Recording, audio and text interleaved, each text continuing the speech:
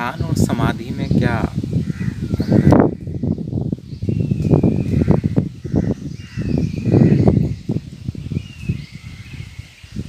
ध्यान की उच्चतम अवस्था समाधि है। और ध्यान क्या है? अब ध्यान, जो प्रचलित अर्थ है ध्यान का, जो लोग करते हैं, वो करते हैं एकाग्रता, कि कहीं फोकस होना, किसी एक बिंदु पर, किसी एक स्थान पर, शरीर के अंदर भी कहीं मन में या प्रकृति में कहीं भी एक स्थान पर मन का फोकस होना, अटेंशन वहीं बनी रहना लगातार, इसको लोग ध्यान कहते हैं। पर मेरी दृष्टि में इसको एकाग्रता कहते हैं। और ये जो एकाग्रता है, ये आपके मन को शक्तिशाली बनाएगी, पावरफुल बनाएगी, और इससे आप में ताकत आएगी, सिद्धियाँ आ जाएंगी, शाप वरदान देने की शक्ति आ जाएगी। तो लेकिन इससे कहते हैं आत्मबोध नहीं होता, आप पावरफुल होते हो। और जो ध्यान है, ध्यान का जो ये प्रचलित अर्थ यही है, पर कहते हैं इससे ज्ञान तक पहुंचना बड़ा कठिन मामला है। पहुंच तो शायद ये भी जाएगा, लेकिन कठिन है, रास्ते में बाधाएं ज़्यादा है, शक्तियाँ आएंगी तो भटकने का चांस भी ज़्यादा है। शाप दे दोगे, वरदान दे दोगे, कुछ स्थितियाँ आ जाएंगी, कुछ फंस जाओगे कहीं। तो अगर आत्मज्ञान चाहता है तो ध्यान का एक दूसरा भी रूप है, जहाँ फोकस नहीं करता, वो अटेंशन को कहीं लगाता नहीं। जैसे कि टॉर्च फोकस है और दिए का प्रकाश फोकस नहीं है। तो ध्यान की एक ऐसी प्रक्रिया भी है जहाँ वो कहीं भी फोकस नहीं करता, अटेंशन तो है उसके पास, लेकिन वो कहीं लगाता नहीं है, उसको फ्री हैंड दे दिया। सब कुछ दिखता है, नज़र आता है, सब कुछ का भास हो रहा है, उस भास में वो बना रहता है बस, कहीं अपने अटेंशन को फोकस नहीं करता है। जो जैसा है वैसा ही अपने को स्वीकार कर लेता है, परिस्थितियों को भी, अपने मन की दशा को भी, है जो ठीक है, और अपने स्वयं से जुड़ा हुआ है बस, खाली अपनी बीइंग से या अपने होनेपन से जुड़ा हुआ है, कहीं भी फोकस्ड नहीं है। ये असली ध्यान है मेरी दृष्टि में, और इससे आत्मबोध सुगमता से हो जाएगा। यानी कि ध्यान तक भी आत्मबोध नहीं हुआ है। समाधि तक भी आत्मबोध नहीं है, ऐसा मैंने सुना पड़ा है। अच्छा। समाधि के भी फिर कुछ आगे स्तर हैं इसमें भी, सविकल्प समाधि, निर्विकल्प समाधि, फिर सबीज समाधि, निर्बीज समाधि, ऐसे स्तर हैं। पर निर्बीज समाधि के बाद ज्ञान हो जाता है। तो लेकिन वो ज़्यादा साधना मांगता है, ज़्यादा, क्योंकि ये पतंजलि में यही आया है सब। वो भी मार्ग है, जो उससे कर सके उससे कर ले। अभी मैं देख रहा हूँ जो प्रचार है वो उसका नहीं है। अभी जो प्रचार है, जो मैं कह रहा हूँ उसका, कि चीज़ों का है जो स्वीकार करे, कहीं फोकस्ड नहीं, तो स्वयं से जुड़ा हुआ खाली बस। अभी ये बात आपको इस वर्तमान काल में संतों की वाणी में, उनकी पुस्तकों में, उनके उपदेशों में, ये आपको ज़्यादा सुनने में आएगी। जी। इससे ऐसा लगता है कि इस समय के लिए ये चीज़ ठीक है, तभी वो लोग इन बातों को कर रहे हैं ज़्यादा। अगर ये बात आज के समय के लिए उपयुक्त नहीं होती तो ये बात उनके द्वारा न की जाती। इससे ऐसा लगता है कि ये बात इस समय के मनुष्य के लिए ज़्यादा उपयोगी है। तो किसी भी प्रकार की पूर्व तैयारी किए बिना यम नियम, आसन, प्राणायाम, प्रत्याहार, क्या ये बातें समझी जा सकती हैं? डेफिनेटली, कोई दिक्कत नहीं, बस समझने की जिज्ञासा चाहिए, और थोड़ी सी बुद्धि तीक्ष्ण हो, ज़्यादा नहीं कह रहा मैं, थोड़ा बुद्धि का लेवल समझने लायक हो। जैसे शायद मजदूर ना समझ पाए, तो वैसा लेवल तो ना हो बुद्धि का समझने के लिए। थोड़ी ठीक ठाक बुद्धि हो, बहुत ज़्यादा बुद्धि की जरूरत नहीं है, ठीक ठाक बुद्धि हो, बात को समझ सके, कोई दिक्कत नहीं। आत्मबोध की जो सीधी बात है, उस सीधी बात के द्वारा ही आत्मबोध प्राप्त किया जा सकता है। सीधी बात के द्वारा आसानी से, सरलता से प्राप्त होता है। और फिर बहुत से रास्ते दूसरे भी हैं जो थोड़ा घूम के जाते हैं, तो अपनी योग्यता के अनुसार अपना रास्ता चुन ले, योग्यता और रुचि के अनुसार। रास्ता सीधे भी हैं और घुमावदार भी हैं। अगर ऋषि के जाना तो यहाँ से 3-4 रास्ते हैं, जी। जो मर्जी चुन लो। एक में चढ़ाई आएगी, एक में नहीं आएगी। इधर से जाओगे चढ़ाई आएगी, इधर से जाओगे नहीं आएगी। इधर जाओगे 10 मोड़ आएंगे, इधर जाओगे 3 मोड़ आएंगे। जी। ये रास्ता का फर्क है। किसी को चढ़ने में मज़ा आता है चढ़ाई का, चढ़ाई वाले रास्ते चले जाओ, कोई दिक्कत नहीं, पहुंच जाओगे। उसकी चढ़ाई में रुचि है, उसको चलने में मज़ा आता है, ट्रैकिंग में मज़ा आता है, तो वो ये सब को चुनेगा। किसी का चढ़ने में सांस फूलता है तो वो इसको चुनेगा। तो रुचि और योग्यता। जी। तो वो कैसी बातें हैं जो सीधी सीधी की जा सकती हैं? क्या है वो बात जिससे हमें आत्मबोध हो सके? कहते हैं परमात्मा कण कण में है, सुना है? परमात्मा सब जगह है, ये भी सुना है। सब कुछ परमात्मा ही करता है, उसकी मर्जी के बिना पत्ता भी नहीं हिलता, ये भी सुना है। क्या ख्याल है, ये सब सही है गलत है? कुछ अभी खुद की प्रतीति तो नहीं है, पर आपको क्या लगता है कि परमात्मा कण कण में है कि नहीं?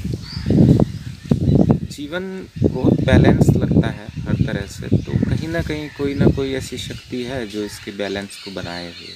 ठीक है, तो मैंने यानी कि उसकी शक्ति से ही चल रहा है, कोई तो शक्ति उसके चलाने से ही चल रहे तो मानते हो। और परमात्मा कण कण में है, ये सुना तो खूब होगा। ये जस्ती है, जी। ये भी जस्ती है, सुना भी है। तो सीधी सी एक ही बात है कि सीधी सीधी बात को मान लो कि परमात्मा कण कण में है, और जो कुछ हो रहा है उसके किए से हो रहा है, और जो कुछ चल रहा है उसकी शक्ति से चल रहा है, उसकी मर्जी के ना पत्ता नहीं हिलता, इसको मान लो। सबसे सुगम से सुगम उपाय तो यही है मेरी दृष्टि में, कि जो बातें भारत के अंदर आम लोगों में प्रचलित हैं, जन जन में प्रचलित हैं, ये पैदा होते ही हम इन बातों को सुनते आए हैं कि परमात्मा सर्वशक्तिमान है, वो कण कण में है, उसकी मर्जी का पत्ता भी नहीं जलता, इनको मान लो। सुगमतम उपाय तो मुझे ये दिखता है, उनको भीतर से स्वीकार कर लो कि ऐसा ही है। अब ये सहज सरल विश्वास कर लो इस पर, तो समझने की जरूरत भी नहीं है। पर सहज सरल विश्वास किसी को नहीं हो रहा है, बुद्धि में तर्क उठते हैं, तो इसको समझ लो फिर गहराई से, और समझ के मान लो।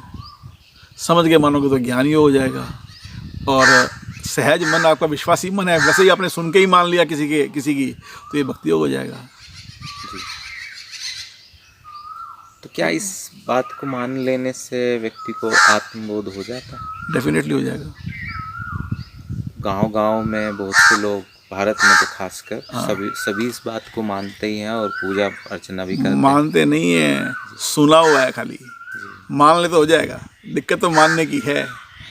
इन सहज बातों को जो हम बचपन से सुनते आए हैं, हम सुनते आए हैं, हमने माना नहीं है। एक तो ये कारण है, मेन कारण वही है कि हम मानते नहीं है। सुना है ये कह सकते हो आप, मानते नहीं। दूसरा भी, परमात्मा की प्राप्ति या शांति या आत्मबोध, इसकी हमें जरूरत नहीं है।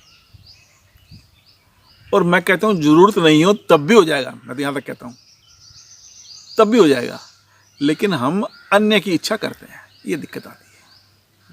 धन चाहिए, सम्मान चाहिए, भोग चाहिए, ये दिखते हैं। आप इनकी इच्छा मत करो। जैसे परमात्मा की कोई इच्छा नहीं है, आम आदमी को कोई इच्छा नहीं है, तो वो स्वीकार करे परमात्मा सब जगह है, कण कण में है, उसकी मर्जी से हो रहा है, ये स्वीकार कर ले, जो कि सुनता आया है। अन्य की इच्छा छोड़ दे बस, परमात्मा की इच्छा भले ही ना करे। जो उसे संसार में मान, भोग, धन या जो चाहिए ना, इस चाहिए की वजह से जो परमात्मा कण कण में है वो नज़र नहीं आता, उसका अनुभव नहीं होता। तो मेरी दृष्टि में दिक्कत क्या है कि आप कुछ चाह रहे हो, यही दिक्कत है।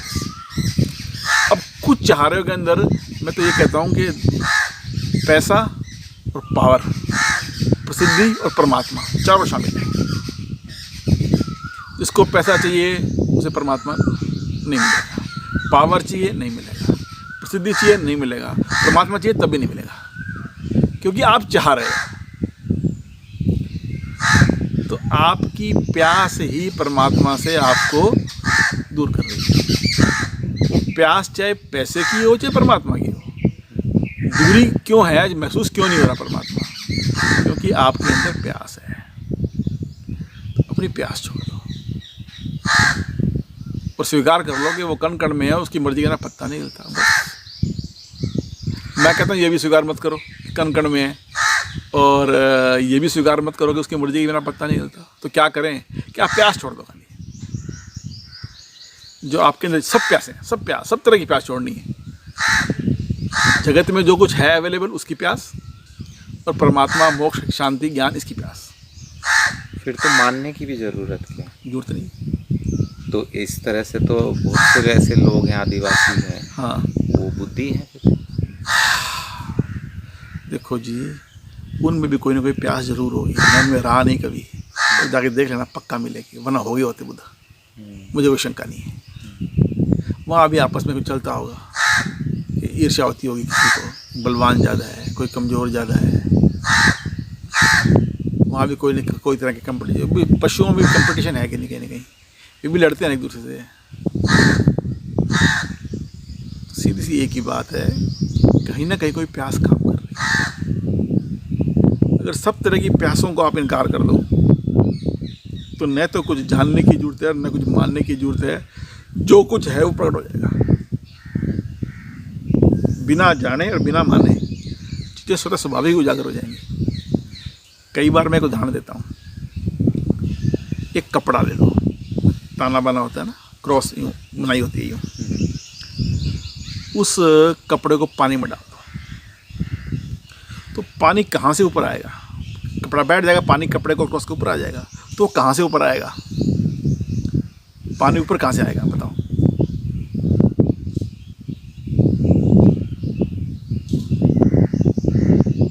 कहाँ से आएगा ऊपर? आपको बताना, उत्तर देना है आपको। अच्छा, हाँ, मैं सुना नहीं है अच्छे से। एक कपड़ा है, उसे पानी में डाल दो, और कपड़े में बुनाई होती है, ऐसे धागा होता है, फिर ऐसे धागा होता है, टेढ़ा और सीधा और टेढ़ा है, खड़ा। तो पानी ऊपर कहाँ से आएगा? एक कपड़े को डुबोएंगे तो पानी ऊपर कहाँ से आएगा? तो कपड़ा तो डूब जाएगा उसमें। डूबेगा।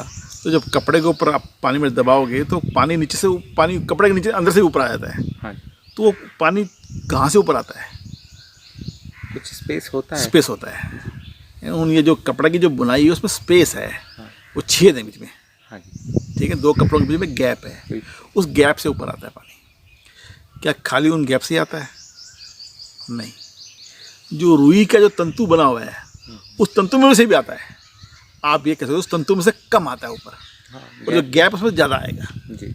उस तंतु के अंदर से ही पानी ऊपर आएगा, क्योंकि वो भी एब्जॉर्ब करता है। पर दिखने पर, सोचने पर हम यही कहेंगे कि जी वो जो स्पेस है वहाँ से आएगा। कि वास्तव में ऐसा नहीं है, वो सब जगह से आता है। सब जगह से है। तो ऐसे ही परमात्मा परिपूर्ण है इस जगत में, यदि ये माना जाता है। तो ऐसा नहीं है कि वो साधन करने वालों को ही मिलेगा, उसको चाहने वालों को ही मिलेगा, ऐसा नहीं है। वो तो सब जगह है ही, वो तो मिला हुआ ही है। कोई चाहे ना चाहे वो तो मिलेगा। वो चाहने से ही मिलता हो ऐसा नहीं है, वो बिना चाहे भी मिलता है।